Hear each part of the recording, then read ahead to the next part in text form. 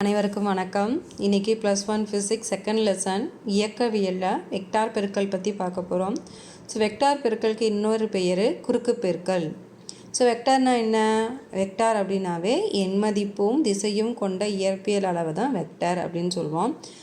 அந்த வெக்டார் பெருக்கலுக்கு நம்ம வரையறை என்ன, அப்புறம் அதனுடைய பண்புகள் என்ன அப்படிங்கிறது தான் இங்கே பார்க்க போகிறோம்.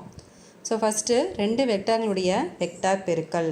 இதுக்கான வரையறை பார்த்திங்கன்னா, இரண்டு வெக்டர்களின் வெக்டர் பெருக்கல் அல்லது குறுக்கு பெருக்கல் செய்யும் பொழுது கிடைக்கும் தொகுபயன் வெக்டரின் எண்மதிப்பானது அவ்விரு வெக்டர்களின் எண் மதிப்புகளின் பெருக்கல் பலன் மற்றும் அவ்வெக்டர்களுக்கு இடைப்பட்ட கோணத்தின் சைன் மதிப்பு ஆகியவற்றின் பெருக்கல் பலனுக்கு சமமாகும்.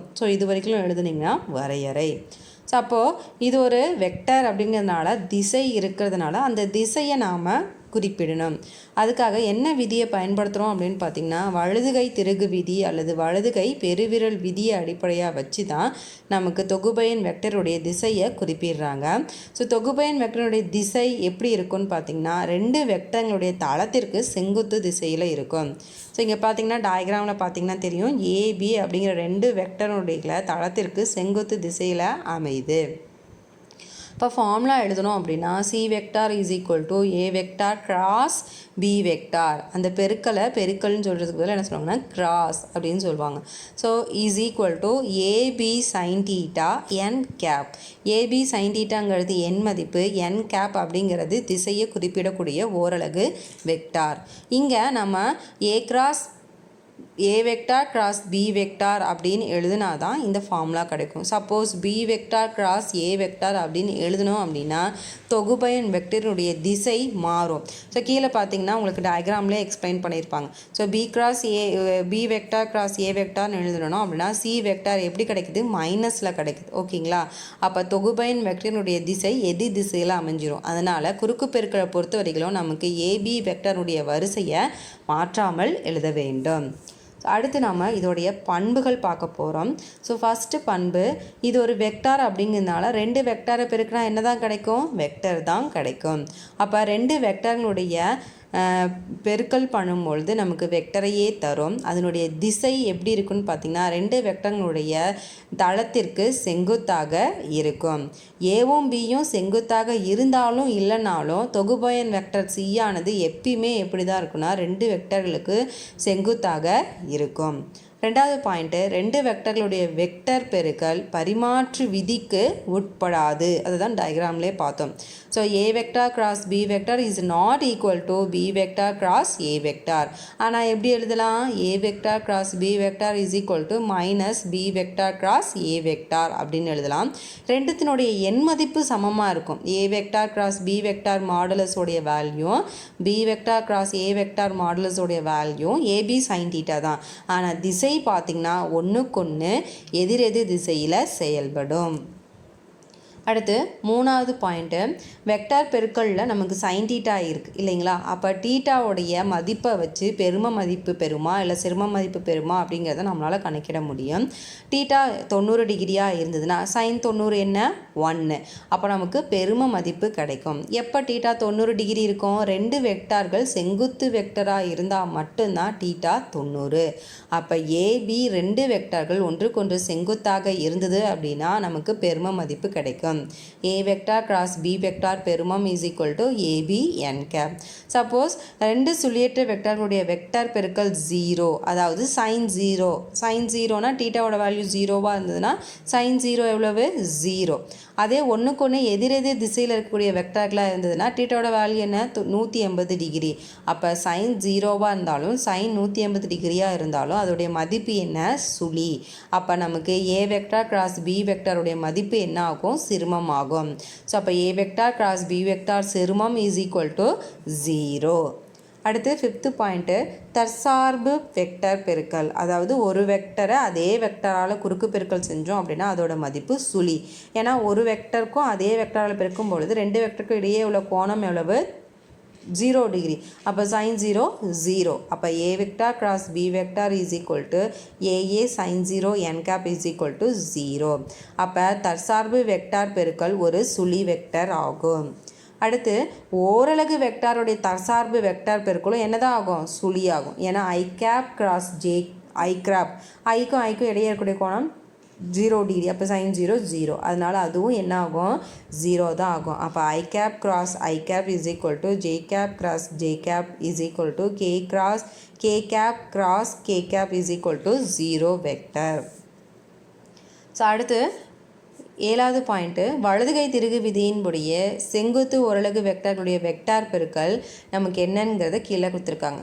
ஸோ ஐயும் ஜேயும் பெருக்கணும், அதாவது 2 வெக்டர்களை பெருக்கணும் அப்படின்னா நமக்கு 3வது வெக்டர் மதிப்பாக கிடைக்கும். அதை தான் கொடுத்துருக்காங்க.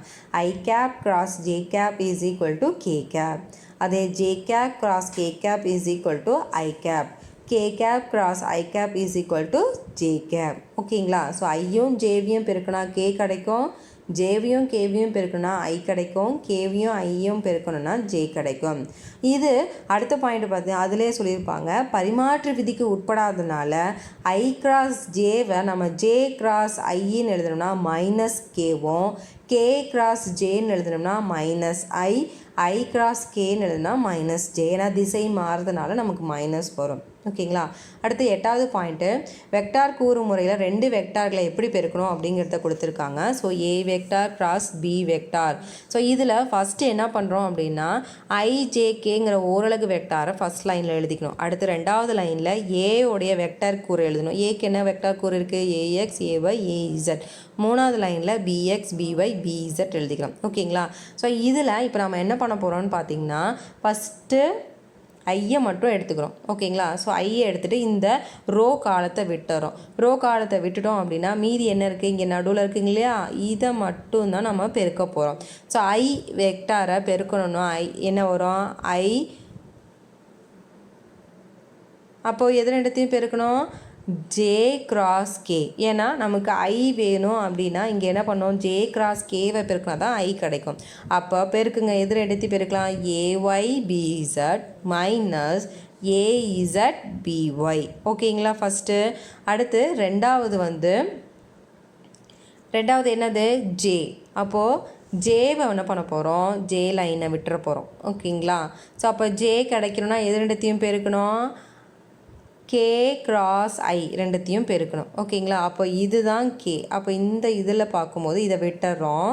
அப்போ கே கிராஸ் ஐ அப்படின்னா எது ரெண்டு வரும், ஏஇசட் பிஎக்ஸ் மைனஸ் பிஏஎக்ஸ் பிஇசட். ஓகேங்களா? ஸோ இதுதான் ஜேக்கு. அடுத்து கே எழுத போகிறோம். ஸோ கே அப்படின்னா கே எப்போ கிடைக்கும் நமக்கு,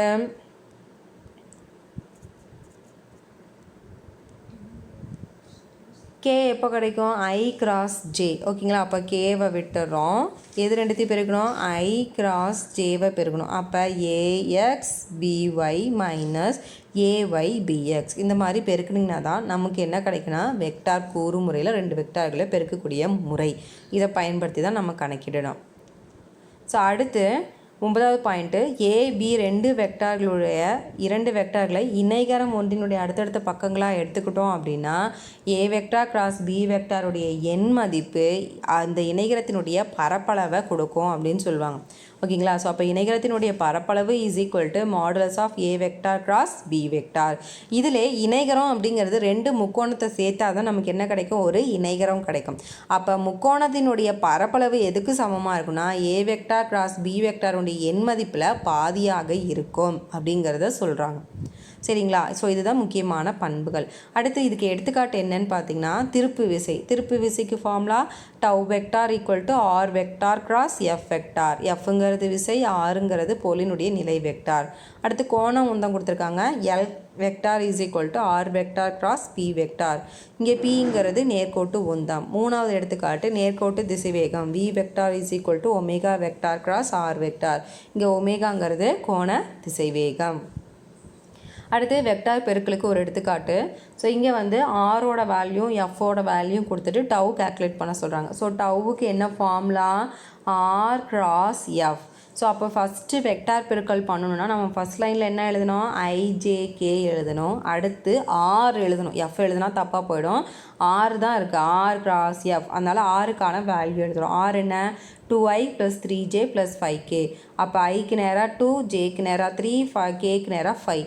அடுத்து எஃப் வெக்டார் எழுதுகிறோம். எஃப்க்கு என்ன வேல்யூ, ஐக்கு நேராக 3, ஜேக்கு நேராக -2, கேக்கு நேராக 4. ஓகேங்களா. ஸோ இப்போ நம்ம வெக்டார் பெருக்கல் பண்ணோம். ஃபஸ்ட்டு ஐ எழுதிக்குவோம். ஓகேங்களா. அப்போ ஐ எழுதுனா என்னத்தை பண்ணுவோம், மற்ற ரெண்டுத்தையும் பெருக்கும். அப்போ என்ன வரும், முன்னாங்கு 12 -2 × 5 -10. அப்போது இன்ட்டு ஐ. அடுத்து ப்ளஸ் ஜேவை விட்டுடுவோம். ஓகேங்களா. ஜேக்கு என்ன வரும், கே கிராஸ் ஐ. அப்போ 5 3s are 15 -4 2s are 8 J plus K வேணும். அப்போ கேவை விட்டுட்டோம் அப்படின்னா என்ன வரும், ஐ இன்ட்டு ஜே. அப்போ 2 2s are 4 -3 × 3 9. அப்போ -9. ஸோ அப்போ இது எல்லாத்தையும் ஆட் பண்ணோன்னா என்ன கிடைக்குது, tau vector = 22 i cap + 7 j cap -13 k cap. So ஒரு வெக்டாரால் பெருக்கணும் அப்படின்னா நமக்கு என்ன தான் கிடைக்கும், வெக்டார் மதிப்பு தான் கிடைக்கும். அதனால தான் நமக்கு எண் மதிப்பும் திசையும் குறிப்பிட்டிருக்காங்க. இதில் எண்களெல்லாம் எண் மதிப்பும், ஐஜேகேங்கிறது திசையை குறிக்கக்கூடியது.